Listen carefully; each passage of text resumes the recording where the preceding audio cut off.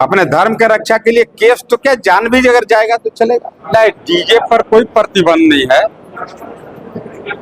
उसका जो मानक है भाई 80 डेसिबल या 85 डेसिबल, उससे ज्यादा उसका तीव्रता नहीं होना चाहिए, उससे ज्यादा उसका इंटेंसिटी नहीं होना चाहिए। डीजे से भी उससे ज्यादा इंटेंसिटी हो सकता है और ढोल से भी उसका ज्यादा इंटेंसिटी हो सकता है।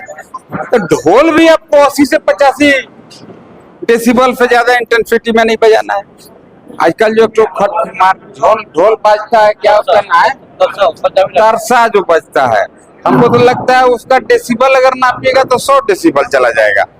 इसलिए डीजे से कोई मतलब नहीं है। जो मानक है उसका तीव्रता से, उसका इंटेंसिटी से, वह लिमिट क्रॉस नहीं करना चाहिए। वह चाहे डीजे का हो, चाहे तरसा का हो, चाहे ढोल का हो, या और भी कोई आवाज हो, बम पड़ाका हो, इंटेंसिटी उस लिमिट में रहे, कोई दिक्कत नहीं है। और यहाँ उपस्थित सभी रामनवमी अखाड़ा के अध्यक्ष लोग भी उपस्थित हैं, सभी धर्म प्रेमी, सभी राम भक्त उपस्थित हैं। मैंने इनको स्पष्ट शब्दों में कहा है कि विद इन लिमिट आप डीजे से, ढोल से, तरसा से, आप जैसे भी आपके रामनवमी के इस कार्यक्रम को और भव्यता प्रदान करिए और पुरजोर तरीका से पूरा उत्साहित होकर के डीजे भी बजाइए, ढोल भी बजाइए और तरसा भी बजाइए।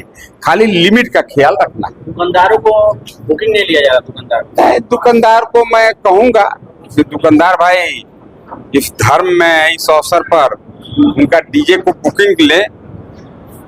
सरकार है, हम लोग भी विधायक हैं, हम लोग कानून बनाने वाले लोग हैं। हम भी इस बात को जरूरत पड़ेगा तो विधानसभा में बताएंगे, इस आवाज को रखेंगे।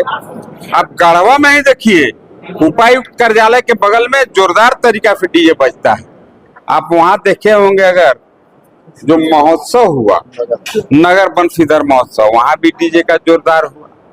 कई पदाधिकारी अपने घर में कुछ व्यक्तिगत फंक्शन कर रहे हैं तो डीजे बजा रहे हैं। ऐसा नहीं है, डीजे से मतलब नहीं है, मतलब है उस इंटेंसिटी से, उस तीव्रता से, विद इन लिमिट हम डीजे बजाएंगे। और अखाड़ा के अध्यक्ष पर केस करने की बात नहीं, केस करने के लिए देखिए, इस तरीका के अगर तुष्टिकरण की राजनीति अगर करेगा प्रशासन, तो फिर प्रशासन से दो हाथ करना पड़ेगा और कोई उपाय है। हम तो अपने धर्म का आदर करेंगे, हम तो सनातन धर्म को डूबने नहीं देंगे। आपको ईद बकरीद में तकलीफ नहीं है, पता नहीं रामनवमी में क्यों तकलीफ हो जाता है।